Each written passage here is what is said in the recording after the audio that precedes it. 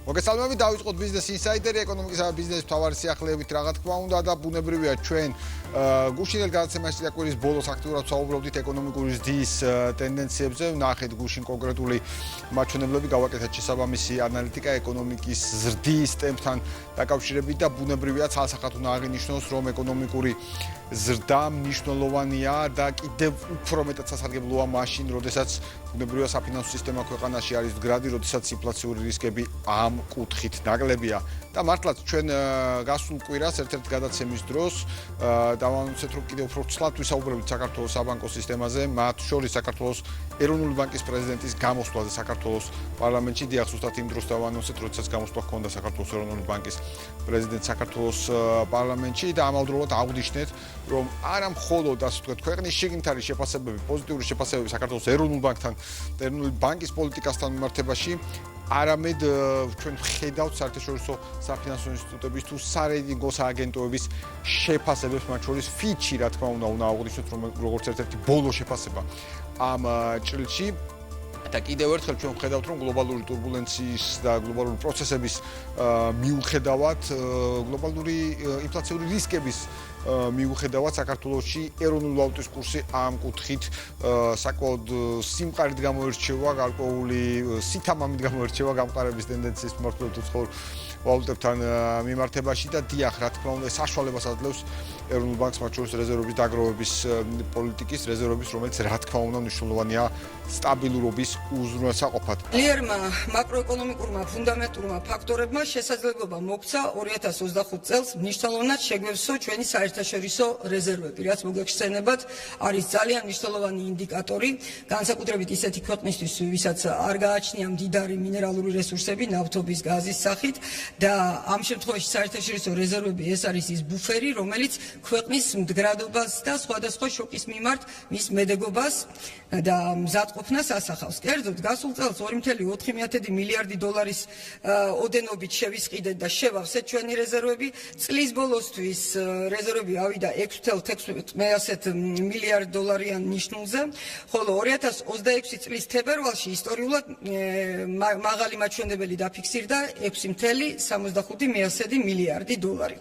ეს ტენდენცია დღესაც გრძელდება, ხელსაყრელი პირობებიდან გამომდინარე, კვლავ აქტიურად ვაგრძელებთ უცხოური ვალუტის შესყიდვას და 2026 წლის იანვარ-აპრილში სების წმინდა შესყიდვამ 833 მილიონი აშშ დოლარი შეადგინა. ხოლო აპრილის მდგომარეობით რეზერვების მოცულობა 6.47 მილიარდი აშშ დოლარია.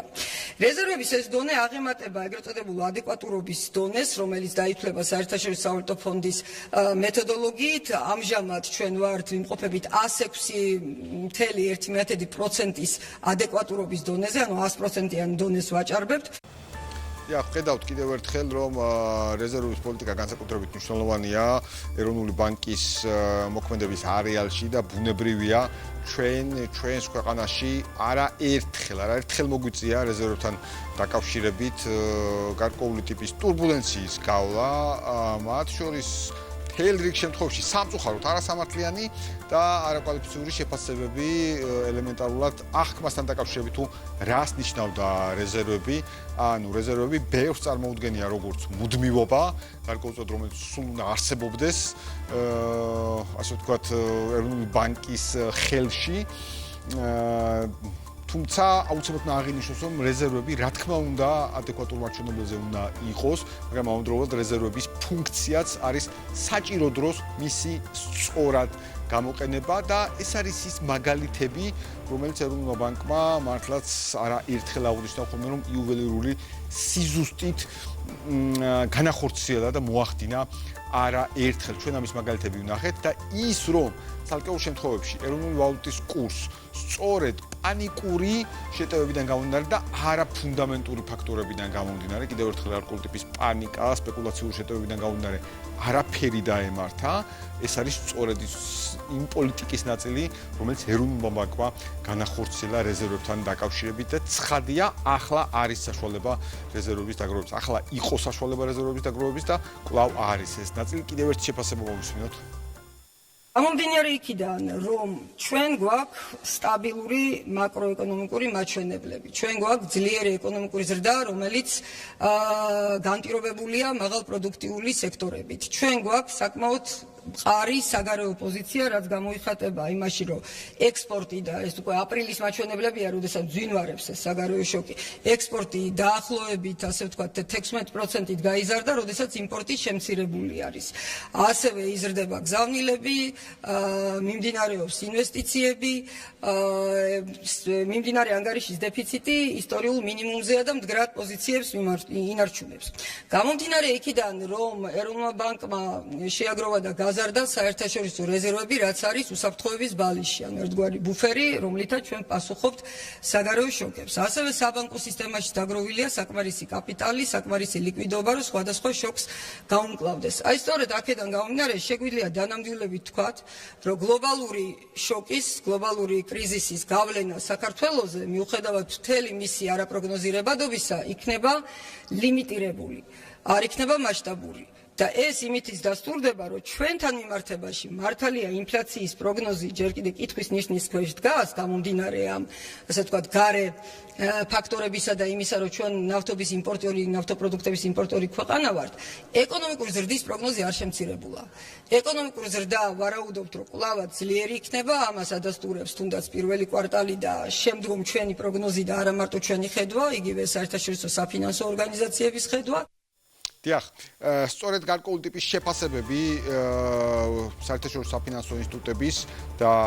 სარეიტინგო სააგენტოების ჩვენ ნახავთ, ასე ვთქვათ, ამ ნაწილს მიმოხილვას გავაკეთებთ. ამ ნაწილის, თუმცა საქართველოს ეროვნული ბანკის პრეზიდენტი მის გამოსვლაში ჩვენ მხოლოდ მცირე ნაწილი ნახეთ იმ ძირითადი გამოსვლისა, რომელიც მართლა ძალიან საინტერესო იყო, ძალიან კვალიფიცირებულად მიყვებოდა ყველა იმ აქტუალურ საკითხს, რომელიც დღეს არის ჩვენს წინაშე, ბუნებრივია მისი მანდატის ფარგლებში, უცხო ეროვნული ბანკის პრეზიდენტის მანდატის ფარგლებში, ამავდროულად აუცილებლად უნდა აღინიშნოს, რომ ყურადღება გაამახვილა ასევე გარკვეული ტიპის გამოწვევებზე, რომელიც არსებობს და მიუხედავად გამოწვევებისა, ვითარებაზე, იმ ვითარებაზე, რომელიც არის შენარჩუნებული და რომელსაც ჩვენ ვინარჩუნებთ სწორედ სათანადოდ და კვალიფიცირებულად განხორციელებული პოლიტიკის შედეგად. ჩვენ დამატებით გამოვარჩიეთ რამოდენიმე მიმართულება, რადგან საქართველოს ეროვნული ბანკის პრეზიდენტმა გაამახვილა ყურადღება და გვინდა რომ სწორედ ეს მიმართულებები წარმოგიდგინოთ. პირველი გრაფიკა თუ შეიძლება სწორედ ეროვნული ბანკის პრეზიდენტის გამოსვლიდან, სადაც ეროვნული ბანკის პრეზიდენტი აღნიშნავს, რომ მიუხედავად გლობალური გამოწვევებისა და ახლო აღმოსავლეთში მიმდინარე პროცესებისა,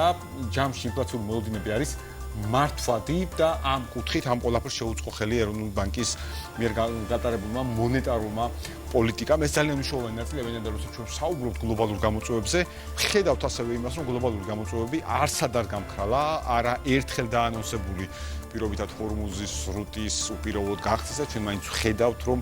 გარკვეულწილად დაძაბულობა, არა გარკვეულწილად, არამედ საკმაოდ სოლიდურად რჩება რეგიონში და დაძაბულობა ვიდრე რჩება რეგიონში, ცხადია ბიზნეს მოლოდინები, შესაბამისად გარკვეული ტიპის გადაწყვეტილებები და ჯამში ეს ყველაფერი ბიზნეს მოლოდინები თუ გარკვეული ტიპის გადაწყვეტილებების გაურკვევლობა გავლენას ახდენს გლობალურ ფასებზე. რა თქმა უნდა, რისკები კვლავ მაღალია და რაც ყველაზე მნიშვნელოვანია, აუცილებელია აღინიშნოს ის, რომ ჯამში ის რასაც საქართველოს ეროვნული ბანკის პრეზიდენტი აუს ამბობენ ასევე საერთაშორისო საფინანსო ინსტიტუტები, საქართველოს ჯამში გადმოცემის ეფექტი მინიმალურია, მაგრამ აი ხშირად ვსაუბრობთ ხოლმე გადმოცემის ეფექტი რატოა მინიმალური? საქართველოს გეოგრაფია შეიცვალა, რა თქმა უნდა, არა. ამ კუთხით არამედ ის, რომ მანამდე გატარდა სწორი რეფორმები, მანამდე გატარდა სწორი პოლიტიკა და მანამდე არსებულმა მონეტარულმა პოლიტიკამ დიახ უზრუნველყო ეს სტაბილურობა. შემდგომი გრაფიკა თუ შეიძლება, საერთოდ ჩვენ ასევე შევხედავთ კიდევ ერთხელ შეფასებას სწორედ კვლავ ამ ნაწილთან ვითარებაში გეოპოლიტიკური შოკების მიუხედავად საქართველოს ეკონომიკა ინარჩუნებს მდგრადობას და ეკონომიკური ზრდა კვლავ მაღალია და დიახ, ჩვენ უშინდელ მიმოხილვაშიც ეს ყველაფერი ძალიან ვრცლად განვიხილეთ ეკონომიკური ზრდის მაღალი მაჩვენებელი, ჯამში აპრილის მაჩვენებელი, პირველი კვარტლის მაჩვენებელი უკვე 4 თვის მაჩვენებელი, საკმაოდ დამაიმედებელია და ამ ჭრილში, რა თქმა უნდა, ძალიან სოლიდური გავლენა მოახდინა ეკონომიკური პოლიტიკის ჭრილში უკვე დივერსიფიცირებულმა ეკონომიკურ პოლიტიკამ და არა ვთქვათ დამოკიდებულებამ რომელიმე ერთ ქვეყანაზე ან რომელიმე ერთ მიმართულებაზე. ცხადია, ცალკეული მიმართულებები ჩვენ ქონდა გარკვეული დანაკარგები ტურიზმის ჭრილში, მაგალითად ისრაელიდან, პირობითად მაგალითად ყურის ქვეყნებიდან, თუმცა დივერსიფიცირებამ უზრუნველყო ბალანსი ამ ჭრილში. კიდევ ერთი გრაფიკა შემდგომი თუ შეიძლება სადაც ასევე აღნიშნულია, 2025 წლის ბოლოს რეზერვების მოცულობამ 6 მილიარდს გადააჭარბა. ეს ნაწილი ძალიან ვრცლად და ძალიან კარგად ახსნა საბჭოთა პრეზიდენტმა ამ ნაწილში და ასევე 2026 წლის თებერვალში ისტორიულ მაქსიმუმს 665 მილიარდ დოლარს მიაღწია, რაც საკმაოდ სოლიდური შედეგია. ისტორიული მაქსიმუმის დაფიქსირება რეზერვების ჭრილში განსაკუთრებულად მნიშვნელოვანია, ვინაიდან მათ შორის საერთაშორისო საფინანსო ინსტიტუტები, როდესაც აფასებენ სარეიტინგო აგენტოები, აფასებენ ქვეყნის მდგრადობას, ქვეყნის მედეგობას, რისკების მიმართ, ცხადია ისინი დიდწილად უსვამენ დიდწილად ყურადღებას აქცევენ რეზერვების ადეკვატურობას და ამ ჭრილში მართლაც სოლიდური გარღვევა გვაქვს და ამავე თემაზე შემდგომი გრაფიკა, რომელსაც ასევე გვინდა მივახციოთ ყურადღება, უკვე წმინდა შესყიდვების ნაწილმა უახლესი მაჩვენებელი, ანუ გულწრფელ შემთხვევაში აპრილის ჭრილში არის დამატებით 333 მილიონ დოლარზე მეტი. ანუ კვლავ, როდესაც აქ თქვენს წინაშე ვიწყებ ხოლმე ყოველთვის სიხარულით გამოცხადებას ეროვნული ვალუტის კურსის გამყარებასთან დაკავშირებით, ეს დიახ, მათ შორის უკავშირდება იმ პროცესს, რომ არის საშუალება რეზერვების შეძენის, რეზერვების დაგროვების ისე, რომ ჯამში მონეტარული პოლიტიკის მდგრადობა სრულად იქნას უზრუნველყოფილი. მაგრამ ეს, როდესაც ჩვენ ვსაუბრობთ საქართველოს ეროვნული ბანკის ნაწილზე და ეროვნული ბანკის შეფასებაზე და აუცილებლად მინდა ვნახოთ ასევე ორი გრაფიკა, რომელიც შეეხება უკვე სარეიტინგო აგენტო ფიჩის შეფასებას, თუ შეიძლება პირველი სწორედ ფიჩის შეფასების ჭრილში, სადაც ვხედავთ, რომ ინფლაციის ეტაპობრივი შემცირებაა ქვეყანაში მოსალოდნელი და 3%-იან მიზნობრივ მაჩვენებელს დაუახლოვდება. რატომ არის ახლა ეს ნაწილი მნიშვნელოვანი და როდესაც ვსაუბრობთ 3%-იან მიზნობრივ მაჩვენებელს, ხომ კიდევ ერთხელ 3%-იან მიზნობრივ მაჩვენებელი, რომელიც არის განსაზღვრული საქართველოს ეროვნული ბანკის მიერ და ამ ბოლო პერიოდის განმავლობაში ცხადია მაღალი ეკონომიკური ზრდა ერთი, თუმცა არა იმდენად ზეგავლენის მოხდენ ინფლაციის, რამდენადაც აქ საუბარია უპირატესად სწორედ გადმოცემაზე, ვინაიდან თელ რიგ პროდუქციაზე, მხოლოდ ნავთობის დასახელება იქნებოდა საკმარისი ამ ჭრილში, გლობალური ფასების ცვლებამ, რა თქმა უნდა, გავლენა მოახდინა ადგილობრივ ბაზარზე, მით უმეტეს იმპორტ დამოკიდებულების პირობებში და ცხადია ამ ჭრილში ინფლაციური რყევები ქვეყანაში შეინიშნება, თუმცა ამ ინფლაციურ რყევებთან დაკავშირებითაც ფიჩის პროგნოზით მაგალითად ის დაუახლოვდება მიზნობრივ მაჩვენებელს და კიდევ ერთი შეფასება ფიჩის და ამ ნაწილს ამით დავასრულებთ, სადაც საუბარია უკვე ჯამში ჩვენი ასე ვთქვათ რეიტინგის მქონე, აბსოლუტურად საუბარია BB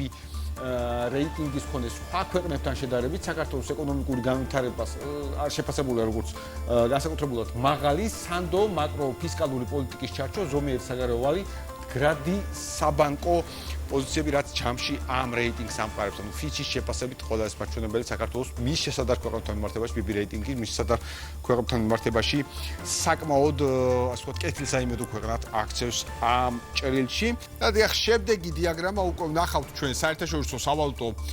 ფონდის შეფასებას, რა თქმა უნდა, სადაც ამ შემთხვევაში ჩვენ ვისაუბრეთ, ასე ვთქვათ, საქართველოს ფინანსის სამინისტროს მნიშვნელოვან გადაწყვეტილებაზე ამ ნაწილში. ენდრიუ ჯუველი, საერთაშორისო სავალუტო ფონდის მუდმივი წარმომადგენელი, აფასებს სწორედ ამ უმნიშვნელოვანეს გადაწყვეტილებას სინდიცირებულ ცეცხლებთან, სახაზინო ობლიგაციებთან დაკავშირებით და აღნიშნავს საქართველოს სინდიკაციის მეთოდით სახაზინო ობლიგაციების გამოშვება ადგილობრივი ბაზრის განვითარების მიმართულებით ძალიან მნიშვნელოვანი ნაბიჯია. დიახ, სინდიკაციის მეთოდით სახაზინო ობლიგაციების გამოშვებასთან დაკავშირებით ჩვენ ვნახეთ მათ შორის სხვადასხვა ტიპის შეფასებები, როგორც ანალიტიკური ორგანიზაციების მხრიდან, ისე ბუნებრივია სახელმწიფოს მხრიდან. ჩვენ სწორედ გუშინდელ გადაცემაში ვნახეთ საქართველოს ფინანსთა მინისტრის უადგილეს შეფასება, ასევე აღარ განმეორდები იმ ციფრობრივ მიღწევებთან დაკავშირებით, რომელიც ამ ჭრილში არის და მართლაც ის, რომ ამ შემთხვევაში უკვე საერთაშორისო საფინანსო ინსტიტუტების მხრიდან არის გამოხმაურება, ეს განსაკუთრებით მნიშვნელოვანი ნაწილია. მინდა აღვნიშნო, რომ ამ ჭრილში და ეს შეფასება, ამ შემთხვევაში ბატონი ენდრიუ ჯუველის შეფასება Business Insiders აქვს ექსკლუზიურად, სწორედ ვინაიდან ჩვენ დაუყოვნებლივ ამ საკითხთან დაკავშირებით საქართველოს ფინანსთა სამინისტროს ამ გადაწყვეტილებასთან დაკავშირებით უკვე საერთაშორისო სავალუტო ფონდის მუდმივ წარმომადგენელს ვთხოვეთ კომენტარი და აქვე მინდა ვისარგებლო შემთხვევით და მადლობა გადავუხადო ბატონ ენდრიუს, რომელმაც მართლაც დაუყოვნებლივ ასევე გვიპასუხა ამ ნაწილზე და ვნახოთ ბატონი ენდრიუს სხვა შეფასებები, შემდგომი ნაწილი ასევე ამ ჭრილში ბატონი ჯუველი აღნიშნავს, რომ სინდიკაციის მეთოდის გამოყენებით ფინანსთა სამინისტრომ შეძლო იმაზე უფრო მრავალფეროვანი ინვესტიციების მოზიდვა, ვიდრე ამას ჩვეულებრივ სახაზინო აუქციონით უზრუნველყოფდა. დიახ, სწორედ სინდიკაციის მეთოდის გამოყენებამ მისცა შესაძლებლობა ფინანსთა სამინისტროს სწორედ აი ამ უფრო მრავალფეროვანი ჭრილში ინვესტორების მოზიდვის და ჩვენ ასევე ვნახეთ გეოგრაფია ამ არეალში, ანუ რეზიდენტები ამ შემთხვევაში თუ რომელი ქვეყნებიდან იყო ამ კუთხით დაინტერესება, რა ძალიან საინტერესო იყო თავისი არსით, ვინაიდან ამ შემთხვევაში კიდევ ერთხელ ჩვეულებრივი სახაზინო აუქციონი და ეს კითხვა როდესაც ისმის ხოლმე რატომ არა ჩვეულებრივი სახაზინო აუქციონი და რატომ თქვათ ეს მეთოდი ამ შემთხვევაში დიახ, სწორედ ამიტომ რომ სწორედ ინვესტორების მრავალფეროვნება უზრუნველყო ამ ნაწილმა და კიდევ ერთხელ ჩვენ ნახეთ ეს შედეგები და ძალიან დეტალურად გავაანალიზეთ. კიდევ ერთი დიაგრამა ამ ჭრილში ასევე ბატონი ენდრიუს შეფასება და სწორედ ჩვენ ვისაუბრეთ ასევე შთამბეჭდავ ციფრებთან დაკავშირებით და რა შთამბეჭდავ ციფრებზეც გქონდა ჩვენ საუბარი და რა შეფასებაც გქონდა სახელმწიფოს იგივე ხდება ამ შემთხვევაში საერთაშორისო სავალუტო ფონდის შემთხვევაში და ბატონი ენდრიუს შეფასებაში აღნიშნულია რომ ის ფაქტი რომ მოთხოვნა 4.5-ჯერ აღემატებოდა გამოშვების მოცულობას ადასტურებს ასე ვთქვათ ამ ტიპის ინვესტიციებისადმი და სახელმწიფოს ფასიანი გაყალდებისადმი საინვესტიციო ღირებულების ხედვა, ასე ვთქვათ, ინვესტორები ხედავენ უფრო აქტიურად თუ რა დონის ღირებულება აქვს ამ შემთხვევაში საქართველოს სახელმწიფო ფასიან ქაღალდებს ამ საინვესტიციო ღირებულებაში ბუნებრივია სულთ ინვესტორებს განათავსონ თანხები და კიდევ ერთხელ 4.5-ჯერ აღემატებოდა. დიახ, 4.5-ჯერ აღემატებოდა, ანუ იქნებოდა შესაძლებელი უფრო მეტი ამ შემთხვევაში თუ ბუნებრივია საბამისი მიწოდების საჭიროება იქნებოდა, მაგრამ ცხადია ეს საჭიროება არ არსებობს, ამიტომ არ იყო საბამისი რაოდენობის მიწოდება, მაგრამ კიდევ ერთხელ საქართველოსადმი, საქართველოს ეკონომიკისადმი ჩვენ ვხედავთ მსგავსი ტიპის ნდობას, რაც განსაკუთრებით მნიშვნელოვანი ფაქტორია, ვინაიდან როდესაც მსგავსი ტიპის ნდობა ეს ადასტურებს გარემოსადმი, ბიზნეს გარემოსადმი, ფინანსური გარემოსადმი ქვეყნის მდგრადობას და ცხადია ყოველთვის ყველა სახელმწიფოსთვის განსაკუთრებით მნიშვნელოვანია, რომ ამ მიმართულებით და ფინანსური გარემოს მდგრადობის მიმართულებით, მაკროეკონომიკური სტაბილურობის მიმართულებით, ფისკალური და მონეტარული პოლიტიკის სიჯანსაღის მიმართულებით შესაბამისი ნაბიჯები იქნას გადადგმული. კიდევ ერთი დიაგრამა ამ ნაწილში, ასევე ამ შემთხვევაში გალთენ თაგართის შეფასებიდან ჩვენ მოვისმინეთ გალთენ თაგართის ჭრილში ჩვენ მქონა სრული შეფასება ამ ნაწილში, მაგრამ კიდევ ერთხელ მნიშვნელოვანია, რომ გალთენ თაგართის ხელმძღვანელი გენერალური დირექტორი გიორგი კოპრაშვილი ამ შემთხვევაში აღნიშნავს, რომ ფინანსთა სამინისტროს მიერ 400 მილიონი ლარის ოდენობის სახაზინო ვალდებულების ლოკალური გამოშვება მნიშვნელოვანი ნაბიჯია კაპიტალის ბაზრის განვითარების კუთხით. დიახ, ნომერ პირველი საინვესტიციო ბანკი გალთენ თაგართი ამ შემთხვევაში აღწევს სწორედ ამ ნაწილს, რომ ეს არის განსაკუთრებით მნიშვნელოვანი ნაწილი კაპიტალის ბაზრის განვითარების მიმართულებით, ვინაიდან საქართველოს კიდევ უფრო მეტად სჭირდება კაპიტალის ბაზრის განვითარება, ვინაიდან მნიშვნელოვანია ამ კუთხით იყოს შესაბამისი ნაბიჯები გადადგმული და მართლაც გალთის შეფასება ამ კუთხით განსაკუთრებულად მნიშვნელოვანი ნაწილია. ჯამბურად რომ შევაჯამოთ ჩვენ გუშინდელი ანალიტიკური ნაწილიც და დღეს უკვე საერთაშორისო სავალუტო ფონდის შეფასება და ასევე დამატებით კიდევ გალთენ თაგართის შეფასება ამ ნაწილში საყოველთაოდ შეფასდა ეს გადაწყვეტილება როგორც განსაკუთრებით მნიშვნელოვანი და შეფასდა რამოდენიმე აქცენტი ამ შემთხვევაში ის რომ სინდიკაციის მეთოდმა ამ შემთხვევაში უზრუნველყო ინვესტორთა ფართო ჩართულობა და ჩვენ ვნახეთ ამ კუთხით გეოგრაფია და ჯაბურად რეზიდენტები ამ კუთხით რომლებიც იყვნენ და რეზიდენტები და არარეზიდენტები რომლებიც იყვნენ დაინტერესებული თქვა ამ შემთხვევაში და ან ფაქტობრივად შეიძინეს ამ შემთხვევაში ობლიგაციების ნაწილი ვნახეთ რეალი ამ კუთხის განაწილების და რა თქმა უნდა ვნახეთ ძალიან მაღალი მოთხოვნა, რომელიც კიდევ ერთხელ აღემატებოდა მრავალჯერ მიწოდების მაჩვენებელს და რაც თავარია კიდევ ერთხელ ამ კუთხით ჩვენ ვნახეთ სწორად გადადგმული ნაბიჯები კაპიტალის ბაზრის განვითარების მიმართულებით და ამ მიზანსაც მოემსახურა ეს გადაწყვეტილება და ვნახეთ აქ გალთის შეფასება და ასევე რაც თავარია ძალიან სერიოზული მესიჯი ინვესტორების მხრიდან, რომ ისინი ენდობიან საქართველოში შესაბამის ბიზნეს გარემოს, რაც კიდევ ერთხელ მეტყველებს საქართველოში ძალიან სწორ ეკონომიკურ პოლიტიკაზე და ყოველთვის აუცილებლად ხომ გლობალურ ტურბულენციას ხადია ამ ნაწილში ცალსახად გვახსენდება ვითარება თუ რა ხდება ჩვენს გარშემო და ამ კუთხით რა ხდება საქართველოში. ის რომ საქართველო არის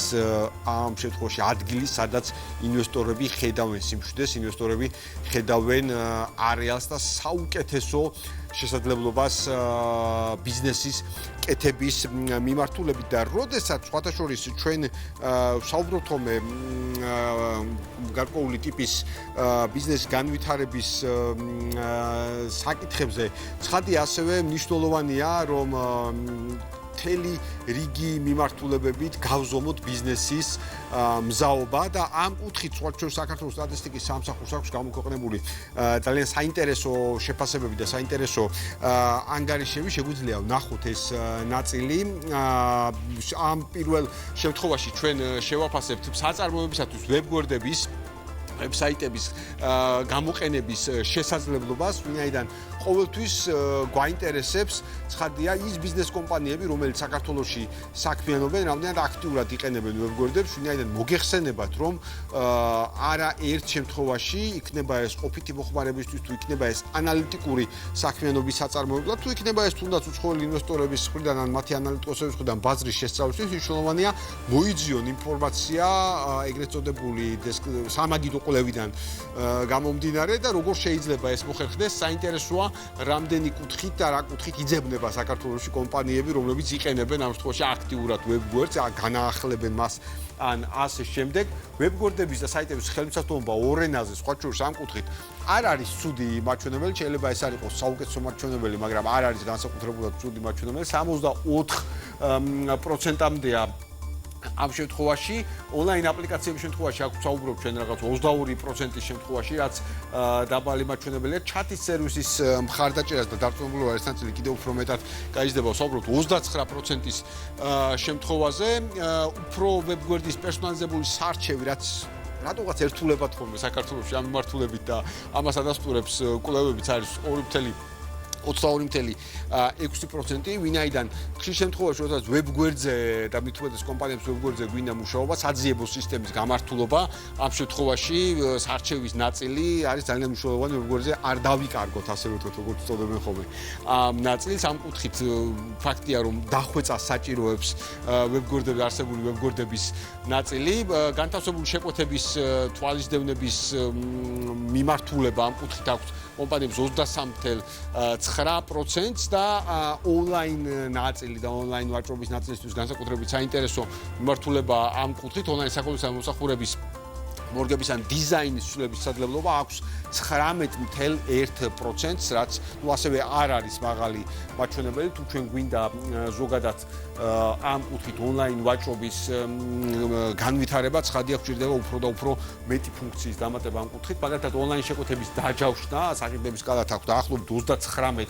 39%-ზე მეც, უფრო ზუსტად რო ვთქვათ, და საქონლო მომსახურების აღწერა ან ინფორმაცია ფასებზე ამ კუთხით შედარებით მაღალი მაჩვენებელი გვაქვს, 66%-ს აღემატება 77%-მდეა, მაგრამ მთელი რიგი საკითხებად მარტივად რო ვთქვათ, აი ძალიან მარტივი ანალიზით ამ კუთხით რომ შევხედოთ ონლაინ ვაჭრობის მიმართულება საქართველოში, მარტივი ანალიზი გვეუბნება შემდგომ, რომ იქ სადაც შედარებით ასე ვთქვათ, საბაზისო ფუნქციებია გამოყენებული აქ კარგად ვარ სტატისტიკაში, ან ბევრი კომპანია იყენებს ამ ნაწილს, მაგრამ მეორეა, როდესაც ფუნქციონალი რთულდება, ფუნქციონალის გართულების შემთხვევაში, რატომღაც ვერ ვახერხებთ სათანადო მოთხოვნების დაკმაყოფილებას. ჯამური სტატისტიკა კარგია, ვერ ვიტყვით რომ ამ კუთხით არის ცუდი, პირიქით ის რომ ვებგვერდების ხელმისაწვდომობა ორ ენაზე აქვს კომპანიების 64%-ს ფაქტიურად, ეს ძალიან მნიშვნელოვანი ნაწილია, თუმცა არ უნდა დავაწყოს რომ ასევე მნიშვნელოვანი ნაწილია 35%. 35%-ის შემთხვევაში ძალიან რთულია ვისაუბროთ რომ კომპანიები უბრალოდ ვერ ვიპოვოთ ამ შემთხვევაში ინტერნეტ სივრცეში. და შემდგომი დიაგრამა თუ შეიძლება, სადაც ჩვენ უკვე შევხედავთ ვითარებას, რომელიც დაკავშირებულია ინოვაციების დანერგვასთან დაკავშირებით, რამდენად ქართული კომპანიები ახერხებენ ინოვაციების დანერგვას და ამ კუთხით რამდენად გაძლიერებული აქვთ მათ მუშაობა. ჩვენ შეგვიძლია შევხედოთ ამ კუთხით მთელ რიგ პარამეტრებს, სადაც ვერ ვიტყვით რომ რომელიმე ნაწილი განსაკუთრებულად ჭარბობს, თუმცა შეგვიძლია შედარებით ლიდერი ნაწილისგან წავიღოთ ინფორმაციის დამუშავება ან კომუნიკაცია 8.4%, აი ბიზნეს პროცესების მიმართულებით, აი ეს შედეგი გვაქვს ამ კუთხით საქონლის წარმოების განვითარებისა მომსახურებას მიწოდება 8.2%, ლოჯისტიკის ნაწილი 6.4% ამ კუთხით, რაც გვაქვს რეკლამის ნაწილი 8.3%, სამუშაო პასუხისმგებლობა 7.4% და ასე შემდეგ. მოკლედ, დაახლოებით თანაბარი კომპონენტებია ამ კუთხით განაწილებული, მაგრამ ნებისმიერ შემთხვევაში საწარმოები, რომლებიც ნერგავენ ინოვაციებს ბიზნეს პროცესების მიხედვით, შეიძლება ითქვას, რომ მაჩვენებელი მაინც მზარდია. სასურველია, რა თქმა უნდა, უფრო მაღალი დინამიკა იყოს, ვინაიდან ეს პროცენტული მაჩვენებები ბოლომდე ოპტიმიზმის საფუძველს ამ ნაწილში ვერ იძლევა, მაგრამ ნებისმიერ შემთხვევაში ეს არის ის რეალობა, რომელიც ჩვენ გვაქვს და დარწმუნებული ვარ, როცა ჩვენ ვსაუბრობთ და აქ ჩვენს გადაცემაში არაერთხელ ამ თემაზე გვისაუბრეთ, ერთ პრიორიტეტული საკითხია ჩვენი მიმართულებით ICT სექტორის განვითარება ქვეყანაში, ICT სექტორის განვითარებაზე საუბრის დროს ცალსახად გამოკვეთილად მნიშვნელოვანი საკითხია, რომ სწორედ ICT სექტორში, განსაკუთრებით IT მიმართულებით არსებული სიახლეების ადაპტირება სწრაფად შევძლოთ კომპანიებში, იმისთვის რომ კომპანიები იყვნენ უფრო მოთხოვნადი, უფრო ხილვადები და უფრო მისაღებები საერთაშორისო ინვესტორებისთვის ამ კუთხით, რაც შეეხებოდა ამ ნაწილს და რაც შეეხება დღევანდელ დღეს, აუცილებლად უნდა აღინიშნოს, რომ დღეს არის განსაკუთრებულად მნიშვნელოვანი დღე, ჩვენი კვირის დასაწყისში ვანონსებდით მნიშვნელოვან სიახლეებს, რომელიც ამ კვირის განმავლობაში იქნებოდა და რა თქმა უნდა ოფიციალურად დღეს იხსნება ბაქო-თბილისი ყარსის რკინიგზა. შეგახსენებთ, რომ საბოლოო გადაწყვეტილება ამ საკითხთან დაკავშირებით შედგა სწორედ საქართველოს პრემიერ-მინისტრის, საქართველოს ეკონომიკის სამართლებრივი განვითარების მინისტრის ვიზიტის დროს აზერბაიჯანში, სადაც ძალიან ბევრი მიმართულებით მოეწერა ხელი სხვადასხვა შეთანხმებას, მაგრამ ამ კუთხით დასრულდა და საბოლოო ჯამში უკვე დღეს დაიწყებს ოფიციალურად ფუნქციონირებას ბაქო-თბილისი ყარსი, რაც სრულიად ახალი სიტყვა შუა დერეფნის ჭრილში ამ თვალსაზრისით, ვინაიდან კიდევ ერთხელ ხაზგასმულია შუა დერეფანში საქართველოს მნიშვნელობა, საქართველოს განსაკუთრებული და წამყვანი როლის მნიშვნელობა, ვინაიდან დიახ საქართველო არის საკვანძო ქვეყანა შუა დერეფნის ჭრილში, რომელიც ერთმანეთთან აკავშირებს აზიის მიმართულებას ევროპის მიმართულებასთან და კიდევ ერთხელ სხვადასხვა ტიპის სპეკულაციები საქართველოს როლთან დაკავშირებით აი ამ რკინიგზის გახსნის ნაწილში მართლაც სრულიად ასე ვთქვათ სრულიად უადგილოა. ცხადია რკინიგზის გახსნის შემდგომ და შემდგომი ოპერების ნაწილში ჩვენ საუბრებს დამატებით საუბრებს ანალიტიკას მოგვიანებით შემოგთავაზებთ, მაგრამ მანამდე ძალიან მნიშვნელოვანია, რომ მეტი ინფორმაცია გქონდეს თუ რკინიგზის რა ნაწილზეა საუბარი, ხშირად ისმის ხოლმე ამ კუთხით არა ერთი კითხვა, რას მოემსახურება რკინიგზა, რა მარშრუტზეა ზუსტად გათვლილი და ვიდრე დღეს ჩვენ ვნახავთ მართლაც შესანიშნავ პრეზენტაციას ამ ჭრილში, შეგვიძლია ვნახოთ, მე ვფიქრობ, რომ ძალიან საინტერესო ვიდეო ამ მიმართულებით. ბაქო-თბილისი ყარსის ახალი სარკინიგზო ხაზი ოფიციალურად ამოქმედდება და აზიასა და ევროპას შორის ტვირთების მომსახურებას სრულფასოვნად შეძლებს. საქართველო გამორჩეულად სანდო პარტნიორია ჩვენი პარტნიორი ქვეყნებისთვის, განსაკუთრებით შუა დერეფნის კონტექსტში. შედეგად ჩვენი ქვეყნის როგორც სატრანსპორტო ლოგისტიკური ჰაბის როლი გაიზრდება და საერთაშორისო ბაზარს მულტიმოდალური გადაზიდვების გამართულ ქსელს შესთავაზებს, რაც ტვირთების უსაფრთხოდ, მაქსიმალურად სწრაფად და საიმედოდ გადაზიდვას უზრუნველყოფს. ეს არის რა თქმა უნდა დიდი მოვლენა არა მარტო ჩვენი ქვეყნისთვის, არამედ თურქეთისთვის, ისევე როგორც აზერბაიჯანისთვის. ჩვენი ქვეყანა ამ შემთხვევაშიც განაგრძობს იყოს მთავარი საკვანძო რგოლი, რომელიც კიდევ ერთხელ თავის მხრივ უზრუნველყოფს აი ამ ალტერნატიული მარშრუტით დააკავშიროს აზია ევროპასთან. ბაქო-თბილისი ყარსის მარშრუტი სამხრეთ კავკასიის და თურქეთის სარკინიგზო ინფრასტრუქტურას აკავშირებს როგორც ჩინეთის და ცენტრალური აზიის, ისე ევროპის სატრანსპორტო ქსელთან და შუა დერეფნის განვითარების ახალ შესაძლებლობას ქმნის. თუ აქამდე შავ ზღვაზე იყო მხოლოდ გასასვლელი შუა დერეფნისთვის, ეხლა უკვე დაგვემატა ჩვენ თურქეთის მიმართულება და ცენტრალური აზიის ქვეყნებს, ასევე ყველა შუა დერეფნის ქვეყნებს შეუძლია უკვე გადამისამართება მოახდინოს თურქეთის მიმართულებითაც. ბაქო-თბილისი ყარსის საერთაშორისო მასშტაბის სარკინიგზო მაგისტრალის ქართული მონაკვეთია მარაბდა-კარწახი. მარაბდა-კარწახი ახალქალაქის გავლით. საქართველოში მარაბდის, თეთრი წყაროს მუნიციპალიტეტის კვანძიდან იწყება და თურქეთის საზღვრამდე, კარწახამდე მიდის. მარაბდიდან თურქეთის საზღვრამდე ლიანდაგის სიგრძე 180 კილომეტრია. აქედან სრული რეაბილიტაცია რეკონსტრუქცია 153 კილომეტრს ჩაუტარდა. აშენდა 27 კილომეტრის სიგრძის სრულიად ახალი, ევროპული UIC სტანდარტების სარკინიგზო ხაზი. მარაბდა-კარწახის სარკინიგზო მონაკვეთი 4 ახალ და 15 რეაბილიტირებულ სარკინიგზო ხიდს, 13 თანამედროვე სტანდარტების მქონე სადგურს, 34 გზაგამდარს, 8 უახლესი წევის ქვესადგურს, 2.4 კილომეტრის სიგრძის ლიანდაგის თოვლით დანამქვრისგან დამცავ 4 გალერეას, საქართველო-თურქეთის რესპუბლიკის დამაკავშირებელ სასაზღვრო სარკინიგზო გვირაბს. საერთო სიგრძე 4470 მეტრი. აქედან საქართველოს მონაკვეთია 2070 მეტრი. და ახალქალაქის თანამედროვე სტანდარტების საერთაშორისო სარკინიგზო სადგურს მოიცავს, რომელიც ყველა სახეობის ტვირთზე არის გათვლილი. ეს არის სრულიად ახალი ინფრასტრუქტურა, თანამედროვე ინფრასტრუქტურა, როგორც ტექნოლოგიურად, ასევე სუფთა საინჟინრო თვალსაზრისით.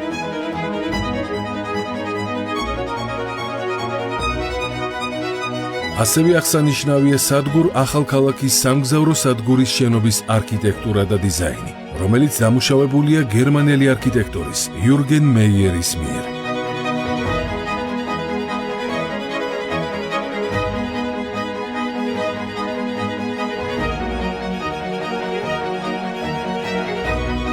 განსაკუთრებით მნიშვნელოვანია, რომ ბაქო-თბილისი-ყარსის რკინიგზის ქართული მონაკვეთის ოპერატორი იქნება საქართველოს რკინიგზა, რაც ხაზს უსვამს საქართველოსა და ქართული სარკინიგზო ინფრასტრუქტურის საკვანძო როლს შუადერეფნის ეფექტიანი, მდგრადი და კონკურენტუნარიანი ფუნქციონირების უზრუნველყოფაში. ტრანსპორტისა და ლოგისტიკის სექტორი გამორჩეულად მნიშვნელოვანი სექტორია ჩვენი ქვეყნისთვის, ჩვენი ქვეყნის ეკონომიკური განვითარებისთვის. ბაქო-თბილისი-ყარსის რკინიგზის სრულმასშტაბიანი ოპერირება მნიშვნელოვნად ამცირებს ტვირთების გადაზიდვის დროს აზიასა და ევროპას შორის. სარკინიგზო მონაკვეთის წლიური გამტარუნარიანობა 5 მილიონი ტონაა. ეს ქმნის ახალშესაძლებლობებს რეგიონული ვაჭრობის გაფართოების, სატრანზიტო პოტენციალის ზრდისა და ეკონომიკური თანამშრომლობის შემდგომი გაღრმავებისთვის. ჩვენ ვაგრძელებთ აღნიშნული სექტორის დიდ მხარდაჭერას, ინვესტიციების განხორციელებას იმისთვის, რომ ყოველწლიურად ჩვენ შევძლოთ და კიდევ უფრო მეტი ტვირთნაკადის მიღება, გადამუშავება და მათ შორის გატარება შევძლოთ.